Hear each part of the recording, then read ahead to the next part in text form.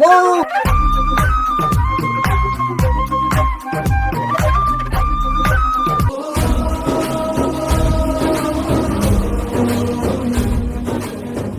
మామ నుంచి ఇంకా ఏమన్నా ఇది వస్తే నాకు చాలా హ్యాపీ అనేది ఏమన్నా ఉందా? మా డాడీ నన్ను హక్ చేసుకోవాలి అని ఒక్కసారి మళ్ళీ గొంతు పగిలేలా నాన్న అని పిలవాలని. మీ డాడీలో నీకు నచ్చేదేంటి?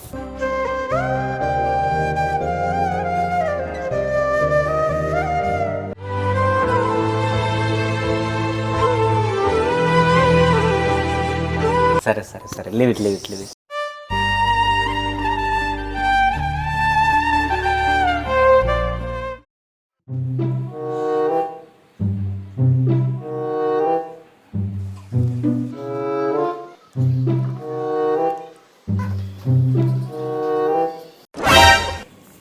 ఏంటిది? ఏంటి ఈరోజు? అదేంటి? Happy father's day. నిజం కేకా? డాడీ చెప్పు హ్యాపీ ఫాదర్స్ డే. నిజం కేకా? మీరు ప్రాంక్ చేస్తారా?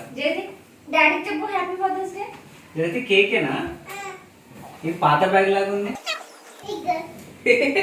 జగతి చెప్పింది. నిజం చెప్పు మమ్మీ. నిజంగా బావ? నేనేదో ఉట్టిగా night.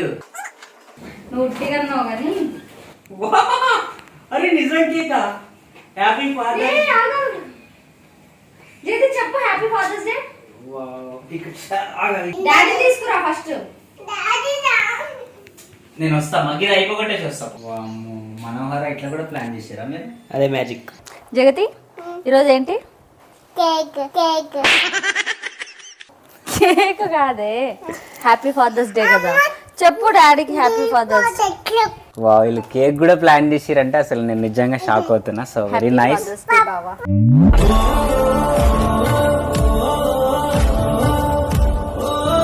Thank you so much mummy. And పప్పులు తింటావా? ఇది నాకా జగతికా కేక్?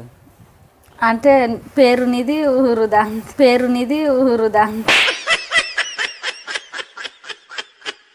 అంటే ఇప్పుడు జగతి అది నాకు కావాలి, అది నేను కట్ చేయాలి కదా. ఓకే పైకి. నాకు హ్యాపీ ఫాదర్స్ డే చెప్పవా మరి? ఐఫైయా? జగతి హ్యాపీ ఫాదర్స్ డే ఇప్పుడు రాదు ఇక, నోటి నిండా పెట్టుకుంది ఆ బెల్లం. పొద్దున చెప్పింది ఫ్రెండ్స్. సరే ఓకే. అండ్ యాక్చువల్ నేను జస్ట్ నార్మల్గా ఏదో నాకు మమ్మీ చేస్తారా అని అడిగిండే. సో వీళ్ళు సడన్గా చిన్ని మనోహర్ వీళ్ళందరూ కలిసి ఇట్లా చేయడం వెరీ సర్ప్రైజ్ ప్లానింగ్ యాక్చువల్ ఇది.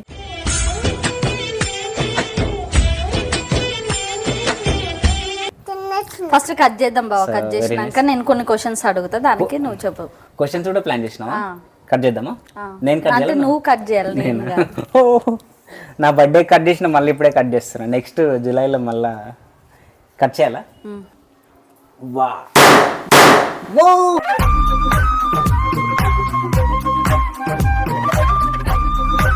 Happy father's day. Thank you so much.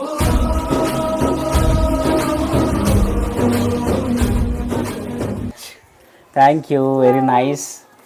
డాడీకి పెట్టు కేక్. అది చూడాలి, అది పెడతారా తింటారా చూడాలి. ఈ చేతితో డాడీకి పెట్టు. హ్యాపీ ఫాదర్స్ డే చెప్పు. నాను మాటకు అర్థమై ఉన్నది మీరు. నేను పెడతాగా Jagathi. Happy father's day. Thank you అమ్మా, థ్యాంక్ యూ సో మచ్.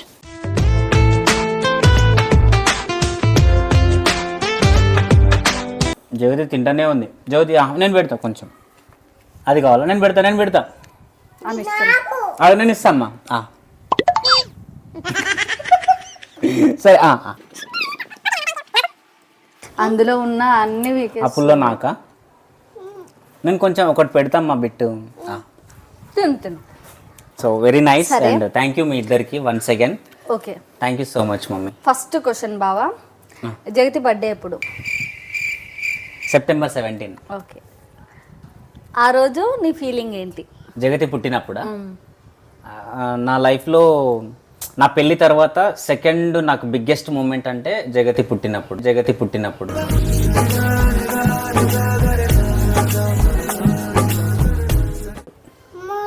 చేతిలో ఫస్ట్ తీసుకున్నప్పుడు ఫస్ట్ తీసుకోగానే ఫేస్ చూడంగానే ఏమనిపించింది? అప్పుడు నా ఫీలింగ్ అంటే ప్రతి ఒక్కరికి 10th క్లాస్ రిజల్ట్స్ ఎంతైతే ఆ టెన్షన్ ఉంటుందో ఆ టెన్షన్ ఉండే నాకు ఆ రోజు. దాని తర్వాత 10th క్లాస్లో ఎంతైతే ఆ రిజల్ట్స్ కోసం వెయిట్ చేసినా దాని తర్వాత మళ్ళీ జగతి నా హ్యాండ్లోకి వచ్చేంత వరకు టెన్షన్ ఉండే. ఆమె పుట్టిన వెంటనే నా చేతికి ఇవ్వకుండా నర్సు కూడా తీసుకొని వెళ్ళి గ్లాస్లో పెట్టిండే. యాక్చువల్లీ హార్ట్ బీట్ కొంచెం తక్కువ ఉందని అప్పుడు కొంచెం భయం అయింది. మళ్ళీ కొద్దిసేపు అయిన తర్వాత నా చేతిలోకి కొద్దిసేపు అంటే ఆల్మోస్ట్ 2-3 అవర్స్ తర్వాతనేమో ఆ ఉయ్యాలలో చూసినప్పుడు ఏమో ఎక్స్ప్లెయిన్ చేయలేనంత ఫీలింగ్ నాకు నా లైఫ్లో.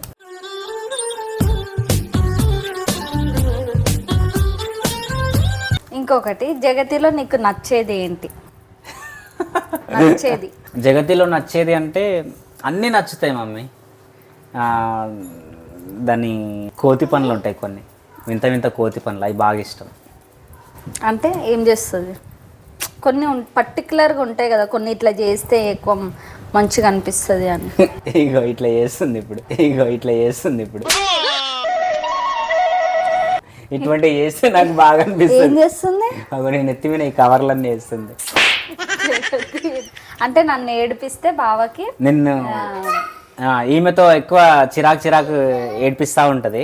అప్పుడు నాకు నవ్వొస్తుంటుంది. అంటే వీళ్ళకి ఏందంటే ఈయన ఏడిపించడం, వీళ్ళ కూతురు ఏడిపించడం, నా మీద శాడిజం చూపించడం వీళ్ళకి ఇష్టం, నా మీద శాడిజం చూపించడం వీళ్ళకి ఇష్టం. అంతేగా అంతేగా అట్లా అంతే కదా? అట్లని కాదులే కానీ కొంచెం అదొకటి ఇష్టం ఎందుకు. అదే నచ్చనిది జగతిలో. నచ్చందా? నచ్చనిది బాగా ఇరిటేట్ చేస్తుంది, ఒకటి ఏడుస్తుంది. ఏదన్నా ఇంకా కావాలి అని అంటే ఇంకా కావాలంతే, అది వచ్చేదాకా ఇంకా ఏమంటారు ఇక అదే అంటా ఉంటుంది, ఇక ఏడుస్తూనే ఉంటుంది, చిరాకు వస్తుంది నాకు. అదొకటి నచ్చదు. అది ఎవరి హ్యాబిట్ అంటావు? అది నాదే, నాకు తెలుసు.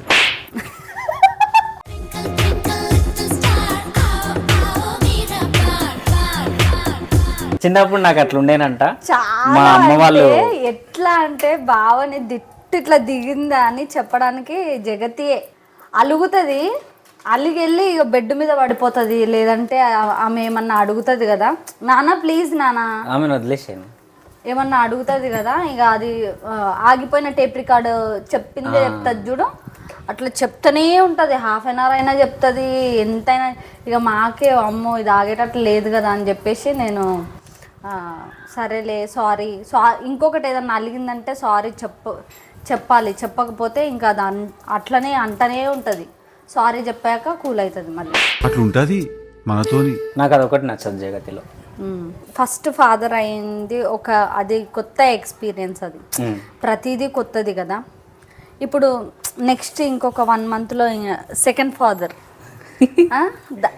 అంటే ఏమన్నా ఎక్స్పెక్టేషన్స్ ఉన్నాయా, లేకపోతే ఎట్లా ఉంది ఆ ఫీలింగ్ ఎట్లుంది?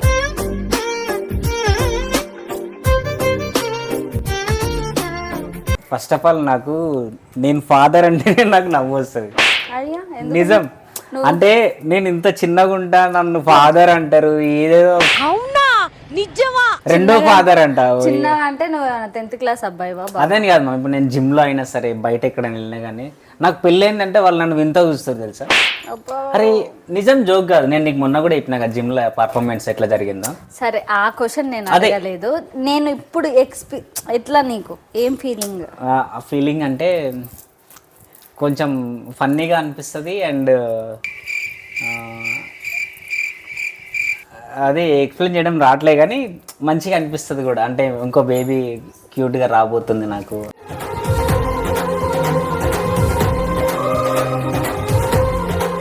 ఇప్పుడు అంటే 3 నుంచి 4 కాబోతున్నాం ఇంకొక 1 monthలో.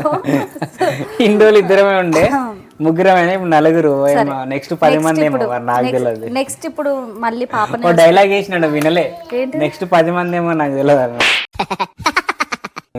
అంత లేదు కానీ ఇంకొకటి నెక్స్ట్ మళ్ళీ పాపనే పుడితే నేను నీకు ఎన్నోసార్లు చెప్పిన, నాకు పాప పుట్టని బాబు పుట్టని ఎవరు పుట్టినా సరే నేను ఆల్వేస్ హ్యాపీ. ఎందుకంటే నాకు 2 బేబీస్తో ఆ ఫైటింగ్, ఆ గొడవ అది ఉంటుంది. మా హిందూ తులసి ఉంటారు ఇంట్లో, ఆ గొడవ చూడాలని.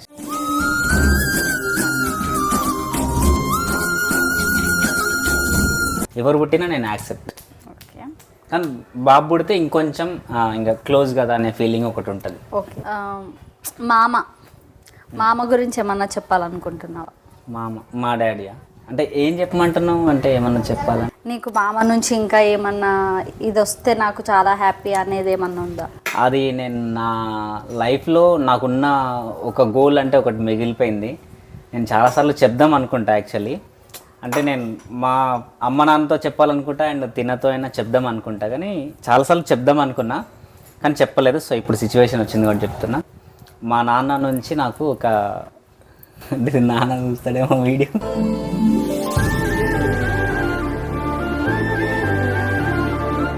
అయితే సో ఏంటంటే అంటే మా మిడిల్ క్లాస్ ఫ్యామిలీస్లో చాలామంది మిడిల్ క్లాస్ ఫ్యామిలీస్లో ఇది ఒక సిచ్యువేషన్ ఉంటుంది. ఏంటంటే డాడీ వాళ్ళు వాళ్ళ పిల్లలతోన ఇట్లా చేసుకొని అరే తిన్నవారా, అరే ఏంట్రా ఇట్లా మాట్లాడరు చాలామంది డాడీలు.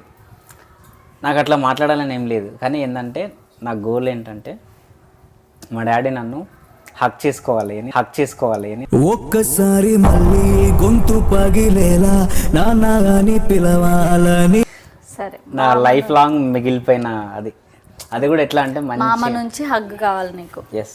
సరే, నేను ట్రై చేస్తాను. నువ్వు చెప్పి చేపియొద్దు. చెప్పను నేను చెప్పి చేపిస్తే నాకు అది వద్దు కూడా.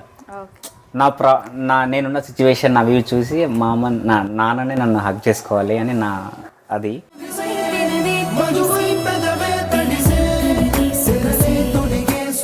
నువ్వు కన్న కలలే నిజమవుతాయి చూడు, అందుకే ఉన్నాడు నా గోల్ అది. సరే చూద్దాం, అది తొందరగా నెరవేరాలి బావకి అని కోరుకుందాం.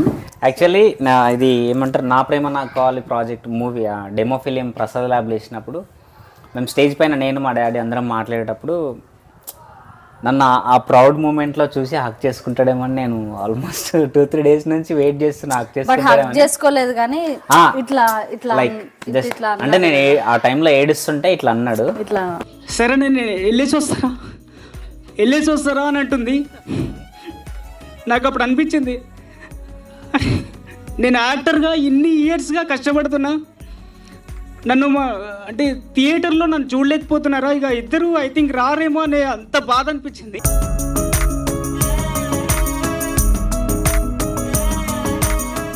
ఆ టైంలో హగ్ ఇచ్చేస్తాడేమో గట్టిగా పట్టేసుకుందాం అనిపించింది, కానీ ఏంటో మరి అది జరగలేదు. So next I think జరగవచ్చేమో.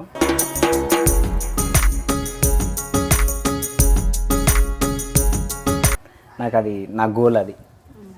And ఇంకొకటి ఏంటంటే చిన్నప్పటి నుంచి ఆయన చదవకుండా మన ఏమంటారు బర్ల దగ్గర, ఆవుల దగ్గర, తర్వాత పొలం పనులు ఇవన్నీ చేసుకుంటూ దాని తర్వాత ఉప్పర్ పని అని అంటారు. మా మహబూబ్ నగర్లో అర్థమవుతుంది, ఐ థింక్ అందరికి అర్థమవుతలేదు. ఉప్పర్ పని అంటే వేరే వేరే స్టేట్స్ వెళ్ళి వర్క్ చేస్తారు, కాలువ పనులని అవి ఇవి చేస్తుంటారు.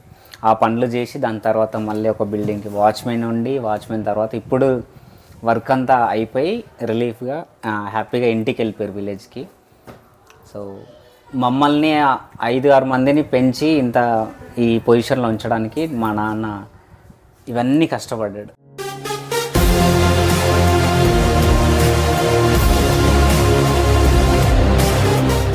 అదొకటి నాకు చాలా చాలా మొత్తానికి అంతా అయిపోయిన తర్వాత ఇప్పుడు హ్యాపీగా మంచిగా ఊర్లో వెళ్ళి ప్రశాంతంగా ఉన్నారనమాట.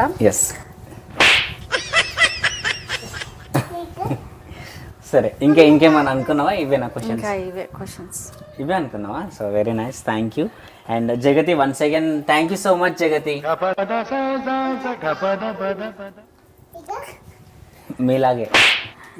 సో సరే మమ్మీ, ఎట్లాగో ఫాదర్స్ డే కాబట్టి ఒక 2-3 పాయింట్స్ మీ డాడీలో నీకు నచ్చేది ఏంటి? నచ్చేదా? ఎవరు ఎంత బ్యాడ్ చేసినా వాళ్ళు ఏదన్నా ఇట్లా సిచ్యువేషన్లో ఉన్నారంటే చల్పోని అని వదిలేసి మళ్ళీ హెల్ప్ చేసే మెంటాలిటీ, అది ఒక్కటి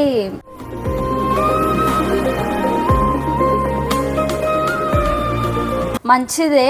బట్ అదే ఆయనకి బ్యాడ్ చేస్తుంది. ఈ కలియుగంలో అటువంటివి ఉంటే బ్యాడ్ ఉండకూడదు, కానీ మా డాడీకి ఉండేదే అది. మీ డాడీ గుర్తు రాగానే నీకు ఏదన్నా గుర్తొచ్చే పాయింట్? చాలా అంటే ఏదన్నా ఒకటి మంచి పాయింట్. మా బాబు వద్దులే. సరే, యాక్చువల్లీ ఇప్పుడు అంటే మామది సిచ్యువేషన్ బాగాలేదు కాబట్టి లివ్ ఇట్.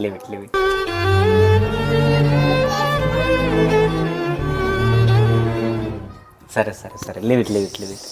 నేను అందుకే అడగాల వద్దా అనుకున్నా. సో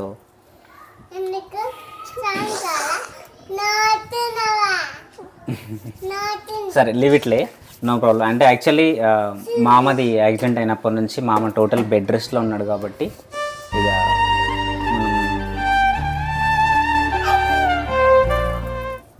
అంటే ప్రజెంట్ చూపిస్తున్నాం వేరే హాస్పిటల్స్ అండ్ ఇంకా సర్జరీకి అని చెప్పేసి మళ్ళీ రీసెంట్గా 10 days బ్యాక్ కూడా హైదరాబాద్లో వచ్చి చూపించినాం.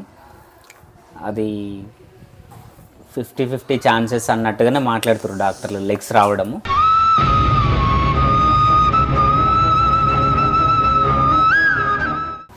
సో ఇప్పుడు టోటల్ బెడ్ రెస్ట్లో ఉన్నాడు వీళ్ళ డాడీ. సో అందుకే ఏమో నువ్వు కన్నీళ్ళు పెట్టుకోకమ్మా, ఇంకా నో ప్రాబ్లం.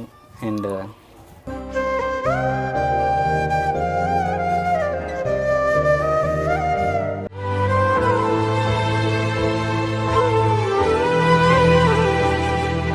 అంటే వీళ్ళ డాడీలో ఉన్న కొన్ని క్వాలిటీస్ చిన్నిలో ఉంటాయి, నాకు అవి కొన్ని నచ్చుతాయి. ఏంటంటే మా డాడీలో ఉండే క్వాలిటీస్ నాలో ఏమున్నాయంటే తొందరగా కోపం వస్తుంది, తొందరగా మర్చిపోతా.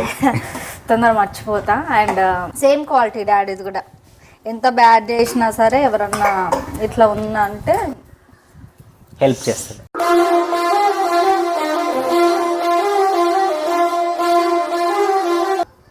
ఇంకొకటి ఏంటంటే డైలీ మార్నింగ్ మా డాడీ కాల్తోనే ఆల్మోస్ట్ ఎవ్రీడే అనుకుంటా. ఎవ్రీడే ఇక డైలీ మార్నింగ్ కాల్, పడుకొని ఉండంగానే కాల్ వస్తుంది మా డాడీ నుంచి. లేచిండ్రా, తిన్నారా, జగతి బాగుందా. సో అట్లా డాడీ కాల్తోనే స్టార్ట్ అవుతుంది.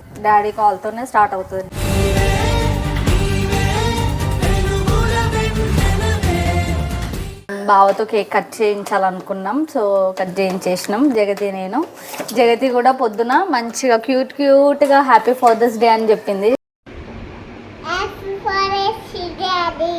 హ్యాపీ ఫాదర్స్ డేనా? Thank you Jagathi, I love you.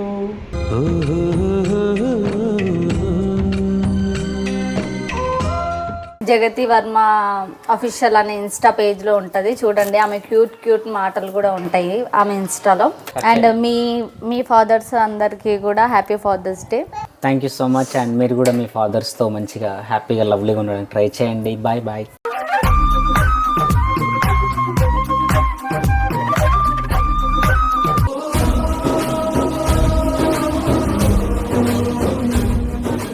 ఒకసారి హ్యాపీ ఫాదర్స్ డే చెప్పు. అక్కడ చెప్పు వాళ్ళకి. చెప్పిన జగతి ఒక్కసారి నా దగ్గరికి రావా? ఇంకా అయిపోయింది. జగతి ఒక్కసారి చెప్దాం వాళ్ళకి.